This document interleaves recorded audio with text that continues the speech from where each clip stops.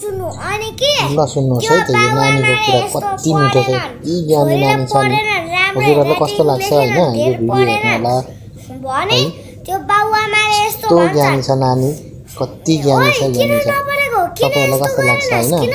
नानीको कुरा सुनेर उनीहरुले प्रतिक्रियाहरु दिनु होला कस्तो लाग्छ र नानीले मलाई चाहिँ अति ज्ञानी र इमानदारी अनि राम्रो लाग्यो हैन उहाँ नानीको कुरा सुनेर लेखनान भने बाबु यस्तो लेख्नु पर्छ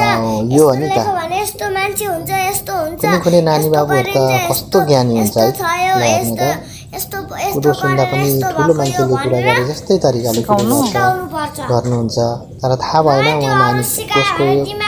नानी हुनुहुन्छ कहाँबाट हुनुहुन्छ हैन अन्जानमा छ र मैले यो नानीको भिडियोलाई मैले जोडेर लगाएको छु अनर्थ नसोचिदिनु होला उहाँको नानीको परिवारहरुले र उहाँको आफन्तहरुले पनि यसरी गर्दैछ भनेर माइन्ड नगर्दिनु होला यही भन्न चाहन्छु है मैले साह्रै मन पर्यो मलाई राम्रो लाग्यो नानीको कुरा सुनेर यति ज्ञानी अति ज्ञानी र यो भिडियो हेरेर